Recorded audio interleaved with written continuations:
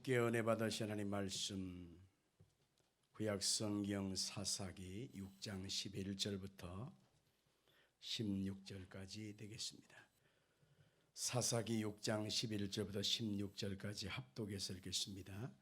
여호와의 사자가 아비에셀 사람 요아스에게 속한 요아스의 상수리 나무에 앉으니 마침 요아스의 아들 기드원이 미디안 사람에게 알리지 아니하여 밀을 포도주 틀에서 타작하더니 여호와의 사자가 기드원에게 나타나 이르되 큰 용사여 여호와께서 너와 함께 계시도다 하매 기드원이 그에게 대답하되 오 나의 주여 여호와께서 우리와 함께 계시면 어찌하여 이 모든 일이 우리에게 일어났나이까. 또 우리 조상 일찍이 우리에게 이르기를 여호와께서 우리를 애굽에서 올라오게 하신 것이 아니냐 한 그 모든 이적이 어디 있나이까. 이제 여호와께서 우리를 버리사 미디안의 손에 우리를 넘겨 주셨나이다 하니 여호와께서 그를 향하여 이르시되 너는 가서 이 너의 힘으로 이스라엘을 미디안의 손에서 구원하라. 내가 너를 보낸 것이 아니냐 하시니라. 그러나 기드원이 그에게 대답하되 오 주여 내가 무엇으로 이스라엘을 구원하리까. 보소서 나의 집은 므낫세 중에 극히 약하고 나는 내 아버지 집에서 가장 작은 자니이다 하니 여호와께서 그에게 이르시되 내가 반드시 너와 함께하리니 네가 미디안 사람 치기를 한 사람을 치듯 하리라 하시니라.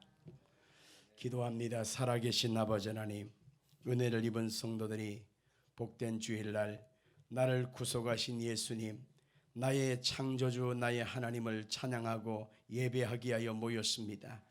마음을 다하여 찬양하고 마음을 다하여 예배하고 마음으로 하나님의 은총을 사모하고 있사오니 이 모든 예배와 찬양과 기도가 하나님께 연락되어지는 아름다운 시간 되게 도와 주옵시고 험악한 세상 어지러운 세상을 살아갈 때에 하나님의 말씀이 내 길에 빛이 되어 주시고 광명이 되어 주시기를 원하며 내가 어디에서 와서 왜 살며 어디로 가는지에 대한 분명한 해답을 얻고 하나님의 전폭적인 능력과 권능을 힘입어서 승리하며 살아갈 수 있도록 은총 내리워 주옵소서.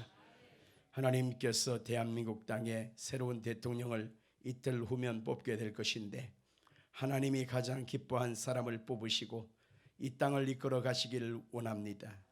이 땅에 하나님 혼돈과 무질서가 끊어지게 도와 주시고 전염병의 괴질도 속히 끊어지게 도와 주시고 오늘도 드려지는 우리의 마음을 받으시는 것처럼 성도들을 찾아가셔서 은혜와 긍휼로서 임하여 주시기를 간절히 원합니다. 역사하여 주시옵소서. 예수님 이름으로 간절히 기도합니다. 아멘. 오늘 이 시간에 내가 반드시 너와 함께 하리라 라고 하는 제목으로 말씀을 증거하겠습니다. 같이 봅시다. 내가 반드시 너와 함께 하리라. 우리가 일생을 살아가면서 우리에게 주어진 인생의 3대 질문에 분명한 대답을 할 수 있다면 참 행복한 사람입니다. 나는 누구인가? 그리고 나는 무엇 때문에 살고 있는가? 나는 어디로 가고 있는가에 대한 나름대로의 분명한 방향성을 알고 있어야만 하는 것입니다. 일찍이 삼성을 세우고 회장 되신 이병철 회장님이 이것에 대한 심각한 고민을 했다고 합니다. 죽음을 앞에 두고 그는 많은 고민에 찬 질문 24가지를 많은 분들에게 물었다고 그래요. 그런데 그 대답을 받기 전에 그만 병이 악화돼서 돌아가셨는데 삼성 이병철 회장이 돌아가신 이후에 책이 나왔습니다. 삼성 이병철 회장의 24가지 질문에 대한 철학적이고 신학적인 명품 답변이라고 하는 책이 나와서 많은 사람에게 감동을 주고 있습니다. 이렇게 인생의 3대 질문 앞에 우리는 무엇이라고 대답할 수 있습니까? 나는 누구일까요? 바로 예수 그리스도 안에서 구원받은 하나님의 자녀라고 하는 사실입니다. 그래서 나는 무엇 때문에 살고 있을까요? 먹든지 마시든지 무엇을 하든지 다 하나님의 영광을 위해서 하라 성경은 말하고 있습니다. 그 다음에 우리는 어디로 가고 있습니까? 이 땅의 모든 수고를 마친 다음에 하나님께서 예비해 놓으신 눈물도 없고 슬픔도 없고 곡하는 것에 통하는 것이 없는 영원한 천국으로 우리는 간다 라고 하는 분명을 해답을 할 수가 있는 것입니다. 인생의 분명한 목적과 의미를 알고 이렇게 하나님을 섬긴다고 하는 것은 참으로 복된 자인 것입니다. 오늘 자리에 모인 여러분들이 바로 복된 자가 되시기를 예수님으로 축원합니다. 자, 오늘 성경에 나온 이 사사기의 주인공 기드온이라고 하는 사람을 통해서 은혜 받기로 합니다. 기드온이라고 하는 사람을 많이 들었을 것인데 과연 기드온이라고 하는 사람은 어떤 분이었을까요? 이분은 우리가 알기를 하나님 보시기에 가장 귀한 존재라고 하는 사실입니다. 성경에 보니까 기드온 스스로는 내가 귀한 존재라고 하는 사실에 대한 자기의 자존감이 전혀 없었던 사람인 것을 알 수가 있습니다. 사람은 자존감이 높으면 자존심이 그렇게 세지 않아요. 근데 자존감이 낮으면 자기에 대한 끊임없는 고집, 자기에 대한 정체성에 대한 혼돈 때문에 늘상 나의 고집이 많습니다. 자존심이 센 것입니다.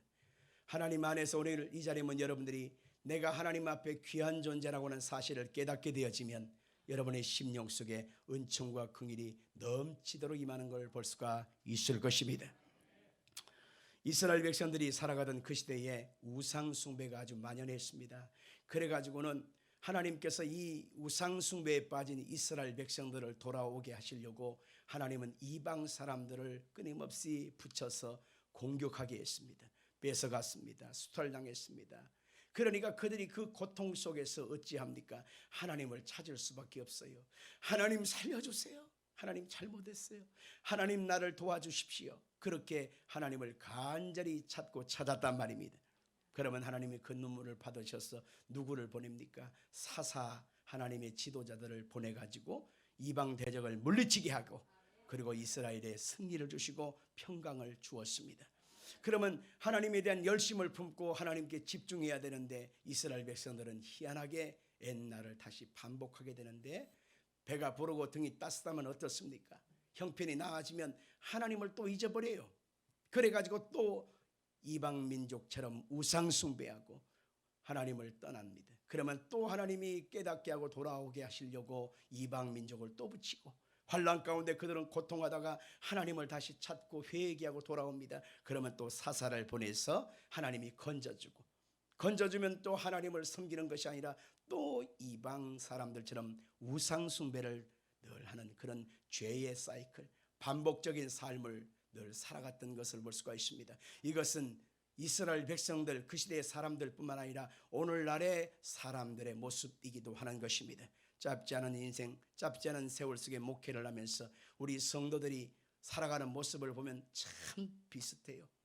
나름대로 고난당할 때는 믿음도 좋고 기도도 많이 하고 하나님 말씀대로 살라고 예를 쓰고 십자가 신앙으로 살아가려고 예를 써요. 그런데 배부르고 등 따뜻하고 그리고 삶이 좀 여유가 있고 넉넉해지면 집안에 들어가서 안 나옵니다. 예배 시간을 잊어버립니다. 좋은 차 타고 멀리 2박 3일 여행을 다녀와서 주일 잊어버리고 맙니다. 하나님을 섬기는 그 자체를 다 잃어버리고 나면 하나님이 다시금 돌아오게 하시기 위하여 고난을 주고 문제를 주고 환난을 주면 그때서야 또 아이고 하나님 살려주세요 하고 돌아오는 모습들을 많이 보는데 이것은 어찌한 모습인지 우리 인간의 모습을 그대로 투영해지고 있는 것을 볼 수가 있습니다. 오늘 보면 6절 말씀을 볼까요? 이스라엘이 미디안으로 말미암아 궁핍함이 심한지라 이에 이스라엘 자손이 여호와께 부르짖었더라.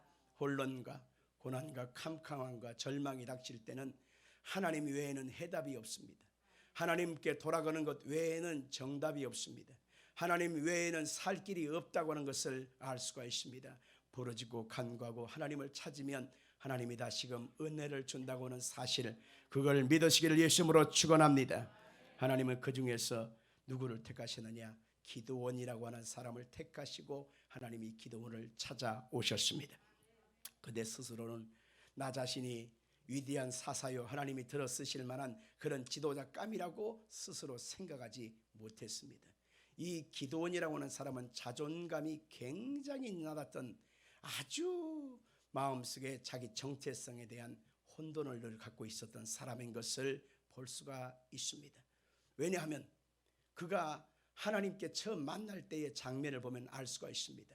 밀 추수를 해서 타작을 하는데 보통 밀 타작을 하게 되면 먼지가 나고 그 불을 떨어지면서 많은 지저분한 흔적이 있잖아요. 그러니까 들판에서 바람이 불 때 거기서 추수를 해서 타작을 하는데 거기서 하지 않았고 어디서 했느냐? 포도주 틀 안에서 옹졸 맞게 조금씩 거기서 추수를 하고 타작을 했었다라고 말하고 있습니다. 한번 읽어볼까요? 6장 11절입니다. 여호와의 사자가 아비에셀 사람 요아스에게 속한 오브라 이르러 상수리 나무에 앉으니라. 마침 요아스의 아들 기드온이 미디안 사람에게 알리지 아니하려 하여 밀을 포도주 틀에서 타작하다니 사람들이 보는 가운데서 당당하게 내 것에 대한 수확 추수를 하지 못하고 숨어서 그렇게 타작을 하는 거 보면 그 사람은 뺏기기 싫어서 들키기 싫어서 지금 수탈당하기 싫어서 그렇게 했던 것임을 볼 수가 있습니다. 여러분들 이 모습이 곧 기드온의 자존감이요 기드온의 정체성이요 현재의 모습과도 같은 것입니다. 그런데 하나님이 그에게 찾아오셨습니다. 그리고 그에게 첫 마디가 뭐예요? 오늘 보면 12절에 보니까 큰 용사여 여호와께서 너와 함께 계시도다 이렇게 말하고 있습니다. 읽어볼까요? 여호와의 사자가 기드온에게 나타나 이르되 큰 용사여 여호와께서 너와 함께 계시도다 하매 자기 자신은 전혀 그렇게 생각하지 않는데 하나님은 기드온에게 첫 만남 속에서 큰 용사여 라고 불러줬다는 것입니다. 나는 아닌데요, 나는 현재 그렇지 않은데요, 내 형편을 보세요, 나의 처지를 보세요, 내가 뭘 내세울 것 있나요? 나는 아무것도 없어요. 스스로 늘 한탄하고 자기의 존재감을 늘 비하시키는 그런 모습입니다. 세상에서는 루저 증후군이라고 말합니다. 루저라고 하는 것은 키도 작고 배가 나오고 살찌고 가진 재산도 없고 배운 것도 없고 얼굴도 못생기고 다 내세울 것 하나도 없는 자기 스스로를 루저라고 늘 평가하지 않습니까? 바로 그와 같은 모습입니다. 그런데 하나님은 그 현재의 모습에 그 자존감 남은 그 상처의 모습을 보지 아니하고 이 기드온의 미래적인 모습을 하나님이 보고 말씀하고 있습니다. 사람은 현재형으로 보고 늘 낙심합니다. 그러나 하나님은 나를 보고 미래형으로 보신다고는 사실을 여러분 꼭 기억하시길 바랍니다. 내세울 것도 없어요. 내 나이에 뭘 할 수 있겠어요. 나는 아파요. 가진 것도 없어요. 나는 배운 것도 없어요. 도와주는 사람도 없어요. 다 없어요. 또 없어요. 늘 나 자신을 탄식하고 절망하지만 하나님은 지금 찾아오셔서 이렇게 말씀합니다. 아니야, 너는 하나님과 함께하는 사람이야. 너는 하나님 앞에 큰 용사로 쓰임받을 사람이야 라고 하면서 하나님은 우리의 미래형으로 불러준다고 하는 사실을 여러분들 꼭 기억하시길 바랍니다. 오늘 여러분과 저는 누구든지 그리스도 안에 있으면 새로운 피조물이라 이전 것은 지나갔으니 보라 새 것이 되었도다 라고 하는 말씀을 꼭 기억해만 하는 것입니다. 내가 나이가 이렇게 먹었고 한 살 한 살 더해가면서 내 자신이 날마다 무력해지가는 그런 모습을 볼 때마다 낙심이 얼마나 됩니까? 그러나 하나님은 그렇지 않아요. 이제부터 내가 너와 함께하면 할 수 있다는 것입니다. 내가 너를 떠나지 않고 내가 너를 붙잡아주면 너는 할 수 있다고 말하는 것입니다. 그러므로 하나님이 보시는 관점으로 나를 볼 수 있어야 합니다. 나는 예수 안에서 복된 사람이다. 나는 예수 안에서 하나님께 귀하게 쓰임받을 사람이다. 나는 예수 안에서 하나님 앞에 영광을 크게 돌릴 복된 사람이다. 오늘도 나는 하나님께 사랑받고 있다라고 하는 복된 믿음의 선포가 우리 마음속에 있어야만 하는 것입니다. 그런데도 불구하고 이 기드온은 나는 지극히 작은 자라고 말을 했습니다. 15절 볼까요? 그러나 기드온이 그에게 대답하되 오 주여 내가 무엇으로 이스라엘을 구원하리까? 보소서 나의 집은 므낫세 중에 극히 약하고 나는 아버지 집에서 가장 작으니이다. 이렇게 말합니다. 나는 아버지 집안, 우리 집안은 아주 작습니다. 그 집안 식구들 중에서 나는 가장 작은 자예요. 내가 무엇을 할 수 있겠어요? 여러분들 이것이 바로 기드온의 현재 모습이지만 나는 작고 부족하고 연약해도 하나님이 손잡고 함께 하시기만 하면 우리 인생과 삶 속에 아름다운 역사를 이루어 준다고 하는 사실, 여러분 꼭 기억하시기를 주 이름으로 축원합니다. 하나님의 눈으로 나를 봐야만 합니다. 하나님의 관점으로 나를 보게 되면 우리의 미래 속에는 아름다운 역사를 이룰 수가 있고, 믿음의 주여 또 온전케 하시는 그 예수 안에서 믿음으로 꿈꾸고 소망한 대로 우리 인생은 복된 자가 될 수가 있는 것입니다. 제가 예수를 믿고 교회에 처음 나올 때 교회 와서요 문화적인 충격을 받았지 않겠습니까? 제가 고등학교 때 예수를 믿어서 처음 고등부 예배를 드리는데요, 그 함께 예배를 드리는 그 예배 장소에 학생들이, 같은 동급 학생들이 한 500명 이상 들어가는 성전에 같이 앉아 있었습니다. 그런데 거기에서 그 아이들이 하나같이 욕을 안 해요. 야, 그걸 보면서 내가 얼마나 문화 충격을 받았는지 모릅니다. 왜냐하면 저는 어렸을 적부터 살았던 그 문화적인 삶의 현장 배경에서 욕을 하지 아니하면 문장이 연결이 안 돼요. 친할수록, 아주 끈끈한 사이일수록 질펀한 끈적끈적한 욕을 해야만 친한 사이거든요. 그런데 교회 오니까 교인들이, 우리 친구들이 욕을 안 하는 거 있죠. 실상은 제가 살던 그 동네는 아주 찐덕찐덕한 욕을 많이 해요. 실상은 뭔 욕을 많이 하냐면 연병하네. 이 연병이라는 게 전염병 걸려서 죽을 병이거든요. 그 다음에 더 나아가면 지랄하고 자빠졌네. 이걸 많이 하거든. 이게 지랄이 뭐예요? 발발 떨면서 개거품 물고 흉한 모습이잖아요. 더 나아가면 뭐냐면 이 육실할 놈, 뭔 뜻인지 요즘 사람 모르는데, 육실하는 6 토막을 내 죽일 놈, 얼마나 끔찍한 욕입니까? 더 나아가서 호랑이 물어 뜯어갈 놈, 호랑이가 와서 나를 물어 뜯어가면 뭐가 남겠어요? 와, 욕을 랩처럼 해야 친한 사이예요. 그 욕을 문장화되면서 살았던 나의 문화권에서 갑자기 예수의 문화권 교회 안에 들어오니까 이놈 인간들이 욕을 안 하는 거 있죠. 오히려 뭐라고 그러냐면, 형제님, 하나님이 형제님을 사랑하신대요. 그러면서 뭐라니, 형제님은 귀한 사람이래요. 그리고 하나님이 형제님을 통해서 크고 아름다운 일을 하실 거라는 거예요. 지들이 나를 언제나 봤다고. 그렇게 얘기해 줄 때마다 내 자신 스스로가 뭔 소리를 한대, 지들이 나를 언제 안다고, 뭘 안다고 저렇게 얘기하나 했더니만, 이미 그들은 하나님을 만난 자요, 하나님의 은혜를 경험한 자요, 하나님의 사랑이 그렇게 위대하다는 사실을 그들은 몸소 마음에 젖어 있기 때문에 마음에 가득한 것이 입술로 나올 수가 있었던 것입니다. 이게 바로 믿음이라고 하는 것입니다. 우리가 주님의 은혜로 충만하고 성령으로 가득하게 되면 내 속에 들어와 있던 나의 몹쓸 정체성, 자존감 남은 나의 잘못된 사상들이 다 빠져나가게 되어지고, 우리 속에 하나님의 거룩함과 은혜와 사랑이 가득 충만하게 되는 것입니다. 여러분, 이 말씀을 들을 때 아멘을 크게 하셔야 됩니다. 나는 예수 안에서 복된 자입니다. 나는 예수님 안에서 하나님의 은혜와 사랑을 받고 있습니다. 하나님이 나를 귀하고 존귀하고 창대하게 들었을 자인 것을 믿으시면 아멘 하시길 바랍니다. 그렇습니다. 하나님의 눈으로 나를 바라봐야 돼요. 하나님의 눈으로 나를 귀하게 여기셔야 돼요. 성경에 보니까 베드로가 주는 그리스도시요 살아계신 하나님의 아들입니다라고 고백할 때 예수님이 뭐라고 답변하십니까? 바요나 시몬아, 내가 복이 있도다. 이것을 내게 알게 한 것은 혈육이 아니다. 하늘에 계신 너희 아버지시니라. 내가 이 고백에 내 교회를 세우리니 음부의 권세가 이기지 못하리라. 내가 천국 열쇠를 내게 주더니 이것을 가지고 열면 하늘에서도 열릴 것이고 이것을 가지고 닫으면 하늘에서도 닫힌다고 말하고 있습니다. 예수 이름의 권세를 주신다고 하는 것을 의미하는 것입니다. 음부의 세력이 이기지 못한다고 했습니다.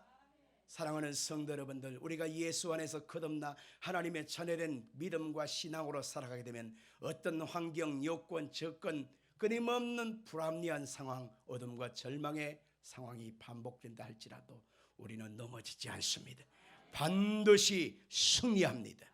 우리가 둘째로 기도원을 통해서 알 수 있는 것은 하나님이 함께 하신다고 하는 사실입니다. 아멘 하십시다. 기도원은 하나님이 함께 하신다고 하는 사실, 이 놀라운 사실을 그는 드디어 깨닫게 되었습니다. 나는 부족하다. 나는 내세울 것도 없다.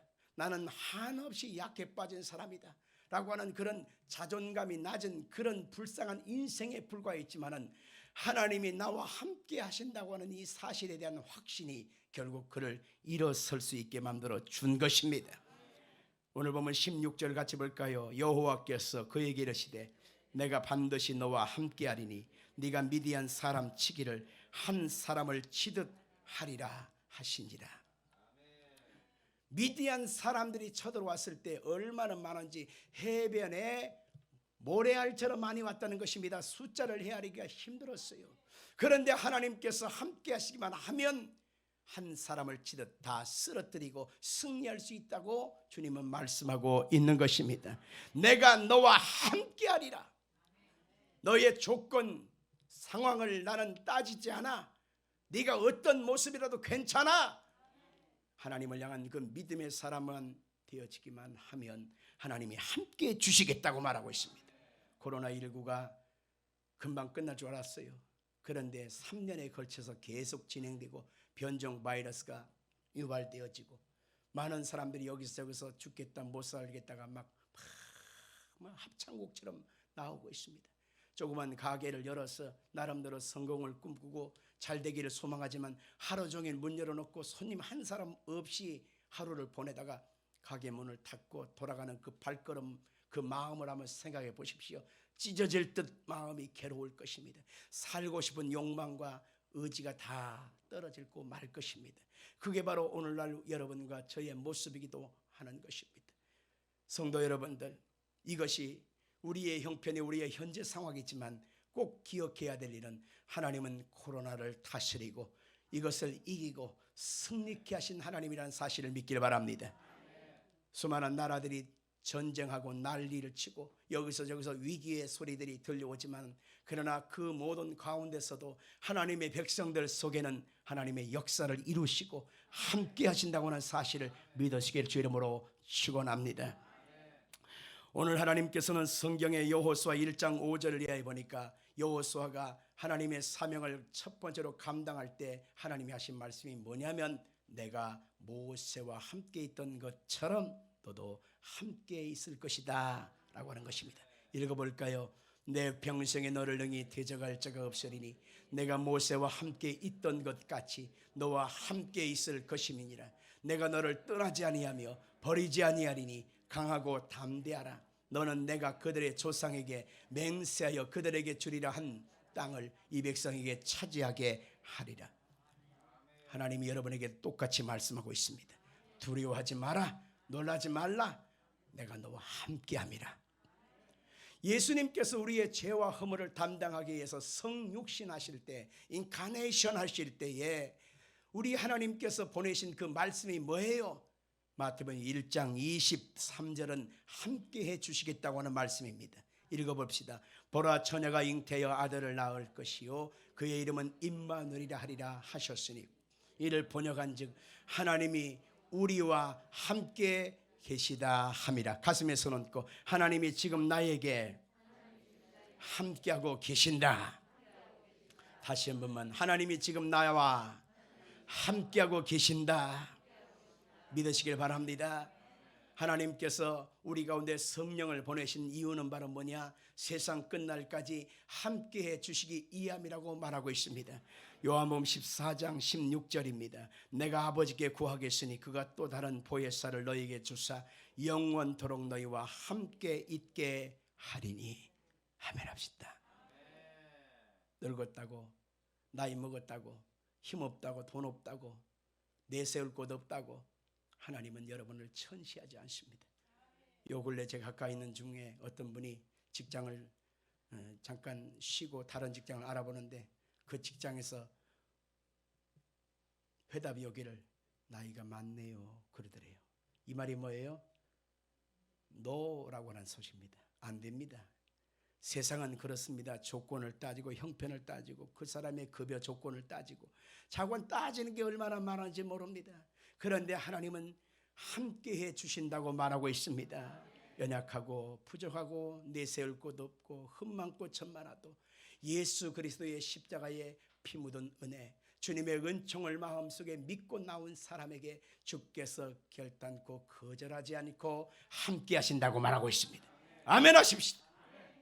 세 번째로 우리가 알 수 있는 것은 우리에게 찾아오신 하나님은 평강의 하나님이 되어 주신다라고 하는 것입니다.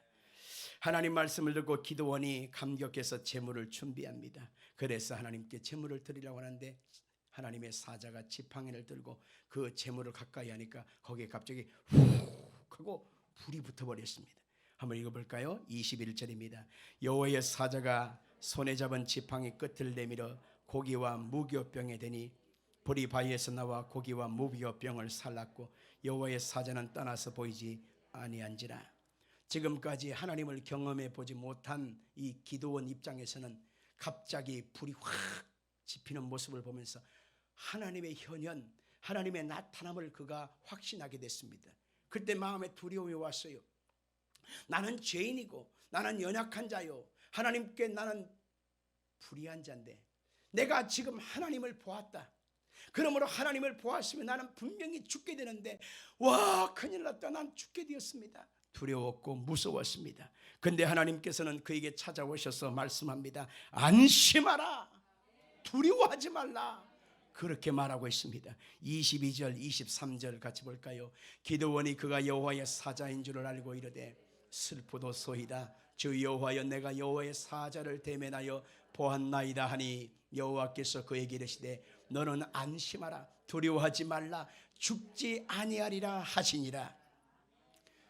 죄인은 하나님을 보면 죽습니다. 그러나 예수 보혈의 피로 덧입고 있는 자에게는 주께서 은혜와 긍휼로 찾아오시고 오히려 하나님께서 우리 가운데 능력과 권능의 영으로 임하여 주시는 것입니다. 우리가 하나님의 성령의 은혜를 덧입고 나아가는 순간에 하나님의 권능이 나를 덮으심으로 하나님 앞에 아름답고 귀하고 존귀한 모습으로 세워지는 역사가 있는 것입니다. 그분은 말씀합니다. 안심하라, 안심하라, 두려워하지 마라, 네가 죽지 않고 승리하게 될 것이라는 것입니다. 그 순간에 그는 감사했어요. 내가 주님 안에서 다시 출발하는 인생이 되었구나. 내가 주님 안에서 다시 한번 새롭게 인생을 시작할 수 있게 되었구나. 얼마나 감사해서 제단을 쌓고 하나님 앞에 예배하면서 이렇게 말합니다. 24절입니다. 기드온이 여호와를 위하여 거기서 제단을 쌓고 그것을 여호와 샬롬이라 하였더라. 그것이 오늘까지 아비에셀 사람에게 속한 오브라이에 있더라. 하나님을 만난 그 순간에 안심하라 하는 그 음성을 듣고 나서 하나님께서 오늘 나에게 샬롬, 여호와 샬롬, 이런 은혜를 주셨구나는 그것을 찬양하고 있습니다. 샬롬이라고 하는 것이 뭐예요? 평강이란 뜻입니다. 평화란 뜻입니다. 다시 말하면 내가 만난 하나님은 평화의 하나님, 평강의 하나님이 되어 주신다라고 하는 것입니다. 너무 좋은 찬송이 있어요. 평안을 너에게 주노라, 세상이 줄 수 없는, 세상이 알 수도 없는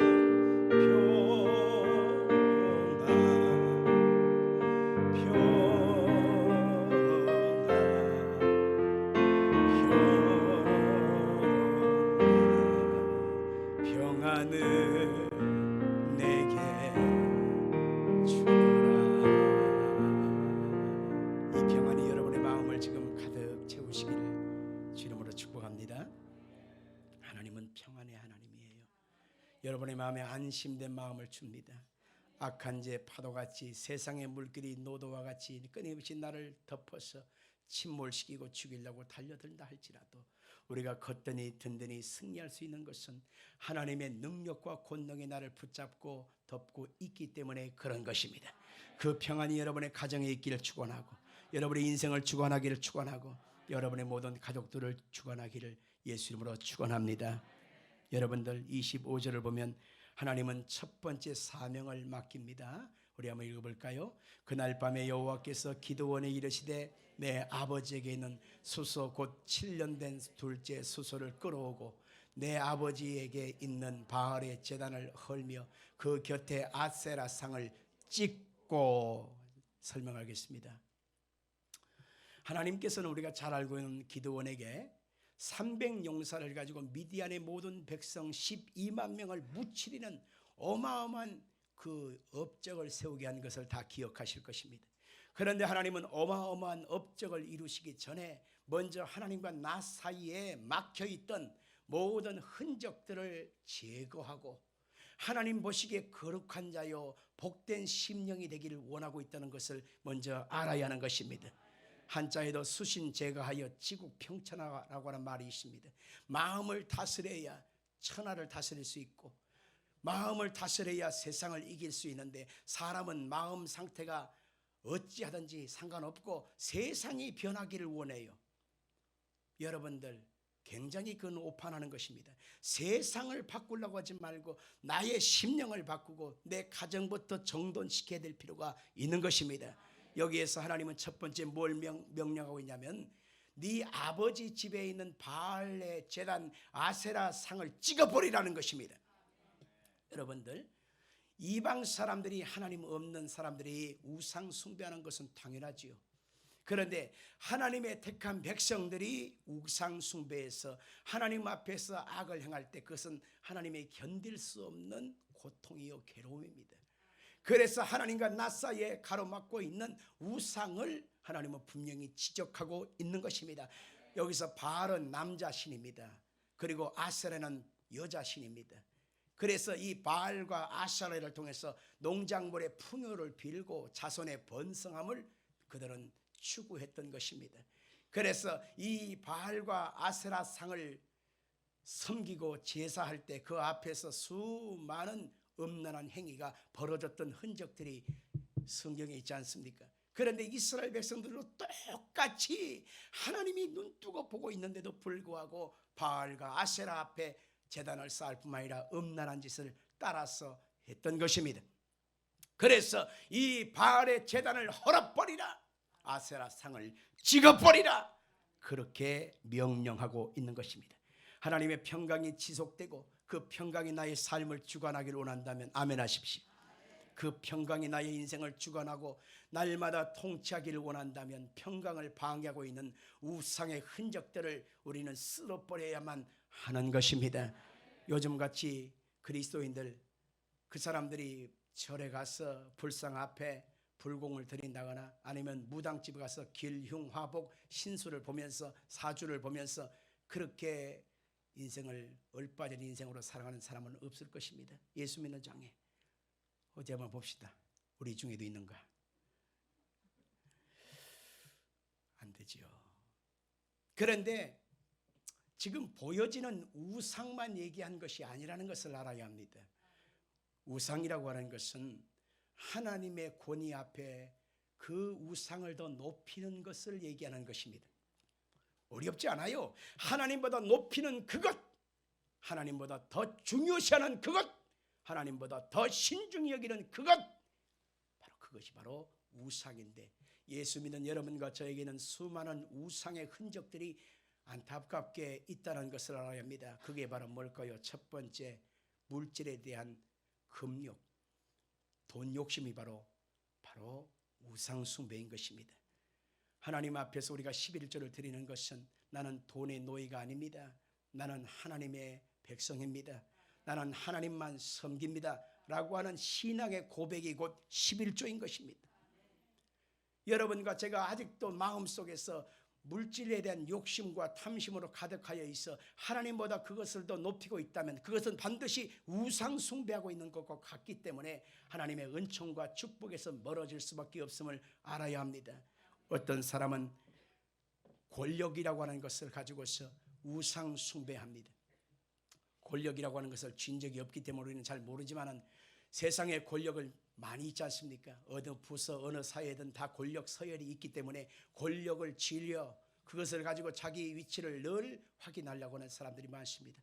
내일 모레면 대통령 선거입니다. 누가 대통령 될지 아무도 몰라요. 그런데 중요한 것은 대통령 출마하는 사람들마다 꼭 교회 와서 예배에 참석한다는 것입니다. 성경을 보고 손을 모으고 예배하는 척하고 있어요. 나중에 돌아보면 예수 믿는 사람이 아닌 것을 우리가 보면서, 이것을 보면서 우리는 꼭 속았다라고 하는 기분이 왜 이렇게 드는지, 여러분들, 우리가 지금 대통령 선거를 앞에 놓고 누구를 찍을 것인가에 대한 나름대로의 생각을 갖고 있지만은 꼭 기억해야 될 일은 하나님이 사울 왕을 패하시고 이새의 아들 다윗을 택하셔서 하나님의 뜻을 다 이루게 하리라고 말씀하고 있습니다. 하나님께 기도할 것은, 하나님 다윗 같은 사람을 세워 주옵소서. 이 땅에 다윗 같은 사람이 필요합니다.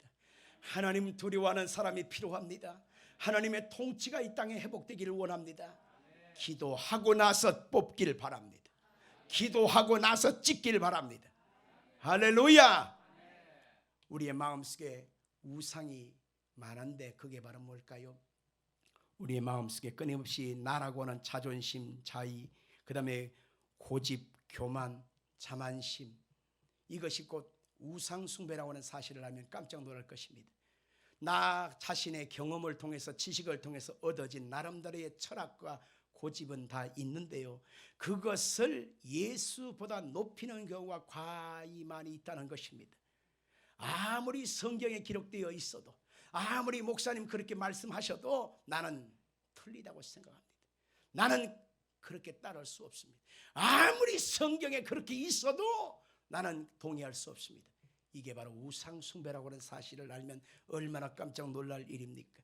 우리는 끊임없이 나아갈 때 예수가 만왕의 왕이요 만주의 주가 되시고 예수님이 나의 주님이요, 예수님이 통치자, 전능자라고 하는 사실을 고백은 하면서도 실상은 우리의 생각과 우리의 마음의 자아중심적인 삶을 보면 바로 우상숭배를 오늘도 반복하고 있다는 사실을 발견하게 된단 말입니다. 우리의 마음속에 무너져야 될 또 다른 우상이 뭘까요? 그것은 나의 가족, 특별히 아끼고 사랑하고 불쌍히 여기는 마음, 그것을 넘어서서 이것을 하나님의 권위와 함께 높이는 나 자식들, 나의 남편, 아내, 자기, 그것을 끊임없이 우상시할 정도로 높이는 가치관이 바로 그것인 것입니다. 이렇듯 우리의 마음속에 하나님보다 높이고 있는 모든 우상의 제단이 헐어져야만 하나님의 역사가 우리 가운데 임하게 되는 것입니다. 아무리 하나님의 성령의 불을 체험하고 은혜를 체험하고 큰 용사로 불러줘도 그건 좀 생각해 봐야 되겠는데요. 바알의 제단 아세라상을 찍으면 동네 사람들, 가족들이 나한테 뭐라고 하겠어요? 나 못해요. 만약에 기드온이 그렇게 했더라면 12만 명의 미디안 사람을 쓰러뜨리고 위대한 하나님의 사람으로 세워줄 수 있는 기회는 놓치고 말한 것입니다.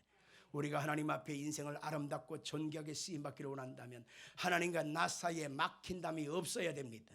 그분이 나의 왕이요, 그분은 나의 통치자요, 그분은 나의 전능자요, 나는 그분에게 속한 백성이요, 그분의 피조물이라고 하는 사실을 날마다 고백할 때 하나님이 여러분을 통치하시사 함께 하시고 약속을 이루어 주시는 것입니다. 우리가 잘 알고 있는 이 기드온은 믿음의 사람이라고 성경에 나오고 위대한 사사로서 하나님께 기록되는 것을 우리가 알 수가 있습니다.